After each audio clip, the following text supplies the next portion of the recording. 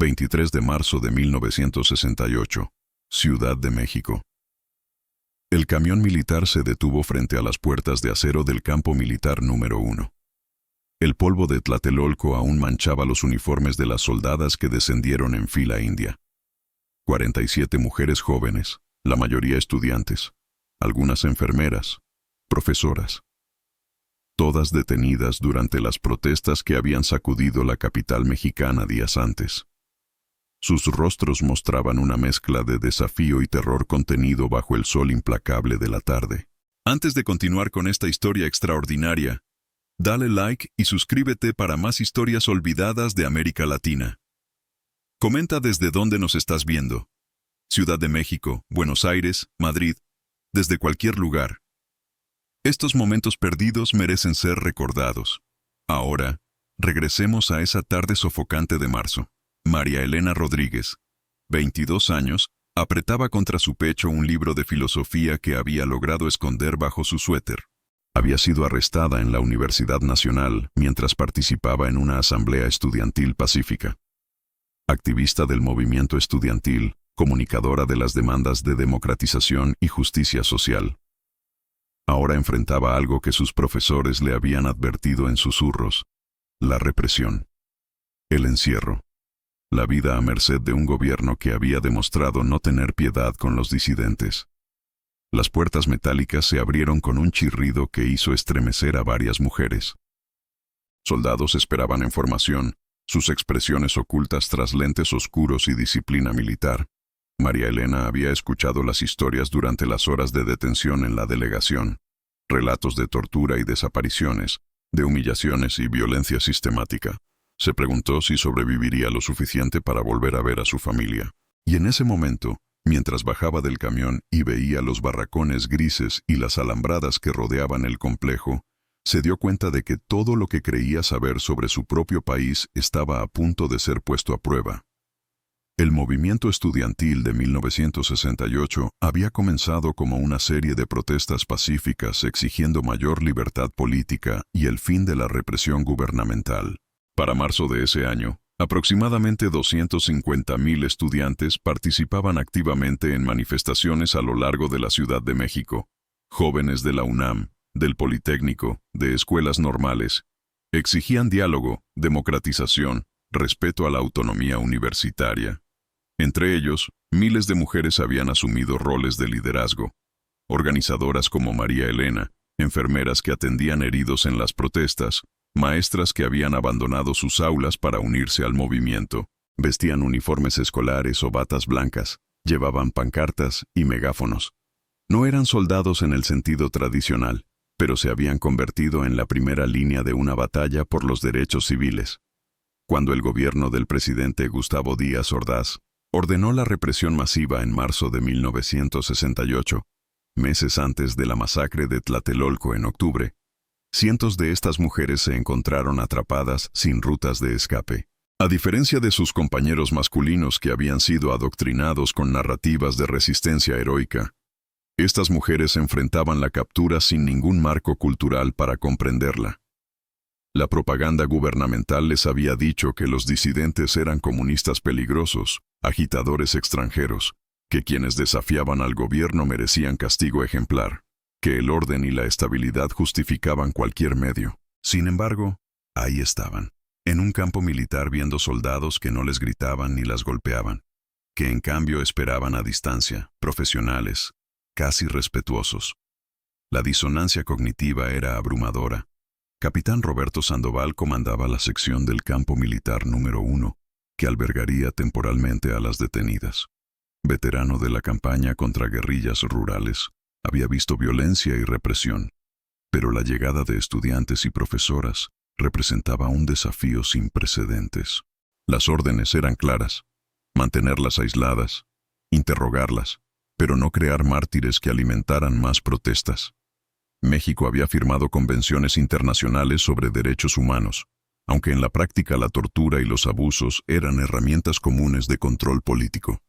Pero algo en la situación le incomodaba. Estas no eran guerrilleras armadas, eran jóvenes con libros y pancartas. Las 47 mujeres formaron 2 filas irregulares como les habían ordenado. Permanecieron de pie pese al agotamiento y el miedo. Un intérprete, innecesario, todas hablaban español, pero un oficial de enlace, el teniente Luis Méndez, comenzó a explicar las reglas en tono formal. Están bajo custodia militar por alteración del orden público. Recibirán alimento, agua y alojamiento mientras dure el proceso de investigación. No serán maltratadas si cooperan. María Elena intercambió miradas con Carmen Ortiz, una enfermera de 26 años capturada mientras atendía heridos. Ambas mostraban expresiones de incredulidad. ¿Alimento? Durante semanas el movimiento había sobrevivido con donaciones escasas. Pan duro, frijoles, café aguado. La promesa de comida parecía otra mentira. Propaganda diseñada para bajar su guardia antes de que comenzara la verdadera crueldad. Mientras las conducían hacia los barracones, María Elena notó algo inesperado. Un aroma flotaba desde un edificio cercano al centro del complejo. Algo familiar y reconfortante. Algo que hacía que su estómago vacío se contrajera con un hambre desesperada. Olía a comida casera, a tortillas recién hechas, a caldo de pollo. El barracón olía a concreto fresco y humedad de lluvia reciente. Hileras de catres de metal alineaban ambas paredes, cada uno con un colchón delgado, una sábana doblada y una pequeña caja de madera. Era austero, institucional, pero mucho mejor de lo que María Elena había imaginado. Había visualizado celdas de concreto, oscuridad, quizás cadenas. En cambio, ventanas pequeñas dejaban entrar luz de la tarde, y el edificio se sentía casi humano en su simplicidad. La sargento primera Ana Gutiérrez, una mujer robusta con ojos cansados, explicó las reglas a través del teniente Méndez. Despertarse a las 0600. Desayuno a las 0700. Interrogatorio según calendario. Luces apagadas a las 2200. Las mujeres escucharon en silencio, sus rostros sin revelar nada. María Elena había aprendido durante meses de activismo a no mostrar debilidad, ninguna emoción que pudiera ser explotada. Pero observaba a la sargento Gutiérrez cuidadosamente, buscando señales de la crueldad que había escuchado en testimonios de otros detenidos. La voz de la mujer militar permanecía firme y profesional, ni dura ni condescendiente. No tenía sentido. Esa primera noche, las mujeres se agruparon en sus catres, hablando en susurros pese a que les dijeron que podían hablar libremente. Carmen se sentó junto a María Elena, manos apretadas en su regazo. ¿Crees que nos interrogarán con violencia? ¿Que nos harán desaparecer? María Elena no tenía respuesta. Había visto documentales sobre dictaduras latinoamericanas, había leído testimonios de tortura en Brasil y Argentina. Había escuchado rumores de sótanos en edificios gubernamentales donde los gritos nunca llegaban a la superficie. Ahora no sabía qué creer. Al otro lado del barracón, Sofía Ramírez, 28 años, maestra de primaria, se sentaba sola, espalda recta pese a su agotamiento. Había visto la confianza del movimiento disolverse en retiros desesperados. Había visto tanques en las calles y helicópteros sobre universidad.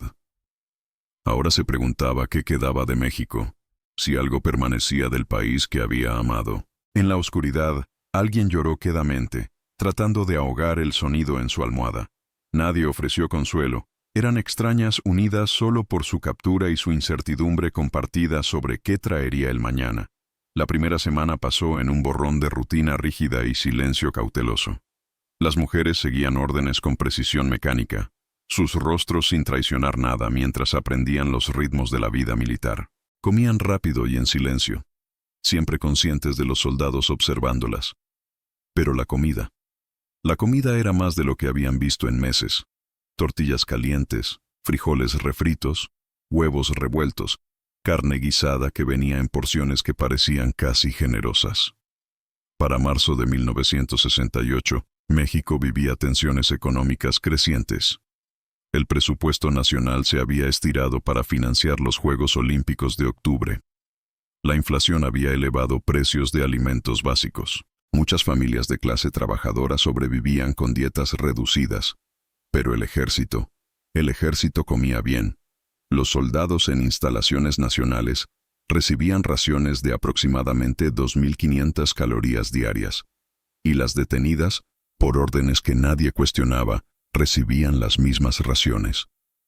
María Elena no podía evitar comparar la abundancia que presenciaba con las comidas escasas que había compartido con compañeros activistas. Un taco tenía que durar todo el día. Pan duro, remojado en café. Ahora enfrentaba más comida de la que podía terminar. La disonancia cognitiva era demoledora. Sargento primero, Eduardo Vargas, era un hombre delgado de Jalisco con una sonrisa fácil. Caminaba rutas de patrulla silbando rancheras, asintiendo cortésmente cuando pasaba junto a las mujeres trabajando en jardines del campo o lavando ropa. Su abuela, doña Refugio Vargas, le enviaba paquetes cada 2 semanas. Llegaban envueltos en papel manila y cordel, llenos de tesoros de su cocina en Guadalajara. La tarde del 29 de marzo, llegó un paquete que cambiaría todo. Eduardo lo abrió durante su descanso, sentado en los escalones de la caseta de guardia, donde podía observar a las detenidas trabajando en el huerto cercano. Dentro, envuelto en papel encerado y periódico, estaba el famoso mole poblano de su abuela. De alguna manera había logrado empacarlo para que sobreviviera el viaje. El pollo en salsa oscura y rica, todavía húmedo, todavía aromático. El olor golpeó el aire como una revelación. Chocolate amargo, chiles, especias complejas que la abuela de Eduardo guardaba como secretos familiares. A 20 metros de distancia, María Elena se detuvo en seco. Sus manos se congelaron sobre la planta de cilantro que había estado podando. El aroma la alcanzó como algo físico, tan poderoso y nostálgico que su estómago se contrajo involuntariamente. Era el olor de su infancia, de domingos familiares, de México antes de los tanques en las calles. Carmen junto a ella, deshiervando entre hileras de lechugas, también se había congelado. «¿Qué es eso?», susurró, sus ojos muy abiertos. María Elena negó lentamente con la cabeza, incapaz de responder.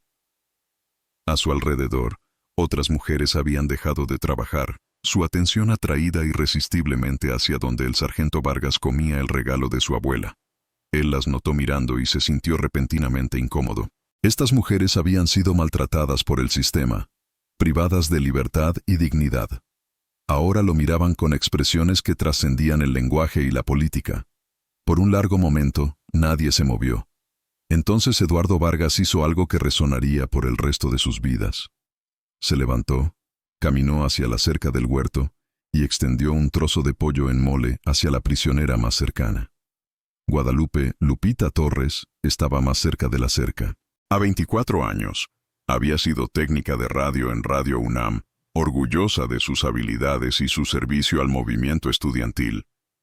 Ahora miraba el trozo de pollo en mole que el soldado le extendía a través de la malla metálica. Su mente luchaba por procesar lo que estaba sucediendo. Esto tenía que ser una trampa, una prueba. Quizás él quería ver si romperían disciplina, si abandonarían su dignidad rogando por comida como animales. Pero el olor era abrumador, imposible de ignorar. Su boca salivaba traidoramente, y se odió por la debilidad, incluso mientras su mano se movía involuntariamente hacia la cerca. «Tómalo», dijo Eduardo suavemente, haciendo un gesto con el pollo. «Es de mi abuela. Cocina mejor que nadie en Jalisco». El teniente Méndez se había acercado, curioso por la conmoción. Observó pero no intervino. La sargento Gutiérrez emergió del barracón, brazos cruzados, observando la escena. Pero no hizo ningún movimiento para detenerlo. Si acaso, parecía curiosa sobre qué pasaría después. María Elena sintió un momento de decisión cristalizarse. Hizo algo que se sentía aterrador e inevitable. Asintió una vez a Lupita, un pequeño gesto de permiso. La mano de Lupita tembló mientras alcanzaba a través de la cerca y aceptaba el pollo. Todavía estaba tibio, la salsa espesa bajo sus dedos. Lo llevó a su boca y tomó una mordida pequeña y vacilante. El sabor explotó en su lengua como nada que hubiera experimentado en meses. El chocolate amargo mezclado con chiles, la complejidad de especias que hablaban de horas de preparación, la ternura del pollo cocinado con amor. Era rico y nostálgico de una manera que parecía casi indecente después de semanas de comida institucional. Sus ojos se abrieron por el shock. Pese a todo esfuerzo por mantener compostura, Un pequeño sonido de sorpresa y placer escapó de su garganta. Eduardo sonrió y regresó a su paquete, sacando más piezas. Las entregó a través de la cerca, donde otras mujeres habían comenzado a acercarse cautelosamente. Una por una, aceptaron la ofrenda. Carmen mordió la suya, y lágrimas brotaron en sus ojos. Ya fuera por el sabor abrumador o la bondad inesperada, ni ella misma podía decir. Sofía masticó lentamente, su expresión transformándose de sospecha a asombro. Les habían enseñado que el gobierno era cruel, que su poder venía de la represión y su control del miedo. Pero este simple acto de compartir comida contradecía todo lo que les habían mostrado. Esto no era crueldad, era generosidad de un enemigo que no parecía entender que se suponía debía odiarlas. Mientras el sol bajaba hacia el horizonte, 47 mujeres mexicanas permanecían en un huerto militar comiendo mole poblano y comenzando a cuestionar cada verdad que habían aprendido sobre su propio país. El incidente del mole se convirtió en un punto de inflexión que ni guardias ni prisioneras comprendieron completamente al principio. En los días siguientes, la atmósfera en el campo cambió de maneras pequeñas, casi imperceptibles. Las mujeres aún mantenían su silencio disciplinado durante formaciones, pero sus ojos ya no sostenían el mismo miedo rígido. La abuela de Eduardo continuó enviando paquetes y Eduardo continuó compartiéndolos. Comenzó a aprender mejor sus nombres, practicándolos hasta que podía saludar a cada una con respeto genuino. La sargento Gutiérrez notó el deshielo gradual y decidió fomentarlo. Había crecido en una familia humilde donde la comida era el lenguaje del amor y la conexión. Reconocía el poder de compartir comidas para derribar barreras. Comenzó a asignar a algunas mujeres a deberes de cocina, trabajando junto al personal militar para preparar comidas para todo el campo. Carmen, con su formación como enfermera, se encontró atraída a la precisión metódica de preparar alimentos. Observó cuidadosamente mientras la sargento Gutiérrez demostraba cómo sazonar carne para albóndigas, cómo preparar salsas verdes y rojas. Las porciones parecían extravagantes, hasta despilfarradoras. Tanta carne para una comida, tantos chiles y especias usados sin pensar en escasez o racionamiento. Reforzaba todo lo que habían observado sobre las prioridades del gobierno. Abundancia para instituciones militares mientras familias comunes luchaban. El lenguaje dejó de ser barrera cuando el trabajo compartido creó terreno común. Aprendieron términos de cocina juntas. A cambio, las detenidas enseñaban canciones protesta en voz baja, compartían poesía de Octavio Paz y Rosario Castellanos. Para principios de abril, el comedor ya no se sentía tan dividido. Las mujeres aún se sentaban juntas, pero soldados ocasionalmente se detenían en su mesa para intentar conversaciones usando gestos exagerados que a veces resultaban en risas genuinas de ambos lados. 2 de octubre de 1968, 6 meses después, el aniversario de la masacre de Tlatelolco. Para entonces, muchas de las 47 mujeres habían sido liberadas. Pero 12 permanecían, sus casos más complejos, sus supuestos crímenes más graves. El aniversario pesaba sobre el campo como un fantasma no deseado. El capitán Sandoval había temido que las tensiones aumentaran, que viejas heridas se reabrieran. Pero lo que realmente sucedió fue algo mucho más complejo y doloroso que la ira. Fue el día en que las mujeres comenzaron a entender verdaderamente lo que había sucedido en su país, lo que se había hecho en nombre de la estabilidad mientras ellas permanecían detenidas. El teniente Méndez trajo periódicos al campo esa mañana. Publicaciones mexicanas llenas de cobertura del aniversario. Fotografías de la Plaza de las Tres Culturas, de cuerpos en el suelo, de madres llorando. 300 muertos oficialmente. Quizás 500, tal vez más. Estudiantes desarmados masacrados por francotiradores. Las imágenes eran crudas e innegables, imposibles de desestimar como propaganda cuando cargaban tal peso de verdad documentada. María Elena se sentó en la pequeña biblioteca del campo, manos frías pese a la tarde cálida de octubre. Había sabido de Tlatelolco, había temido por amigos que estuvieron ahí, pero nunca había visto imágenes como estas.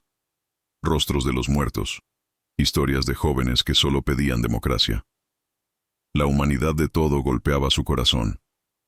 Estos habían sido sus compañeros, sus hermanos y hermanas en el movimiento.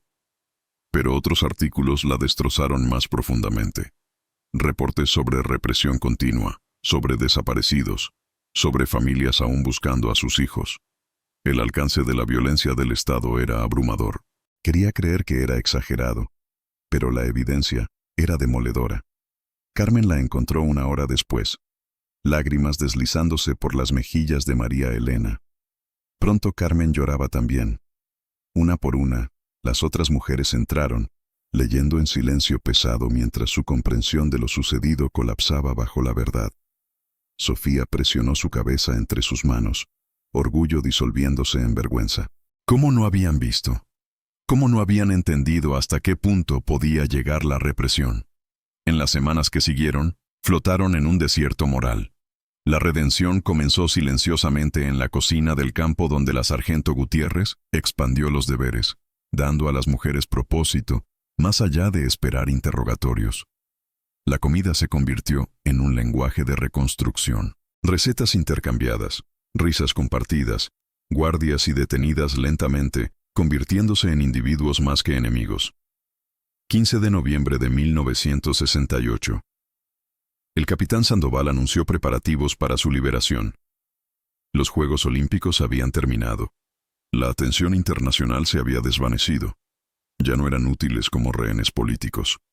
Pero 3 mujeres habían alcanzado una verdad diferente. Cuando María Elena se levantó y solicitó reunirse con el capitán en privado, el barracón se congeló. Carmen y Sofía se levantaron también. Habían encontrado algo en ese campo que no esperaban. No libertad, sino comprensión.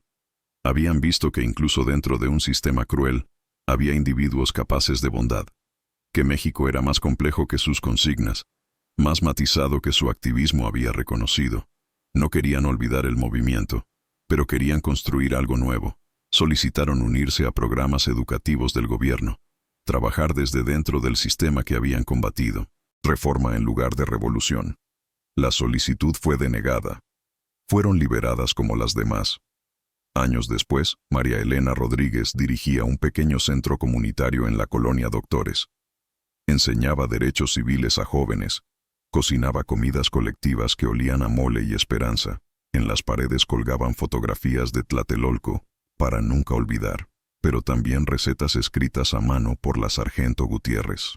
Prueba de que un acto simple de compartir comida podía transformar enemigos en algo más complicado, que incluso en los lugares más oscuros, la humanidad podía filtrarse a través de las grietas, y que la redención, cuando llegaba, sabía a chocolate amargo y chiles, a memoria y posibilidad, a México en toda su contradicción dolorosa y hermosa.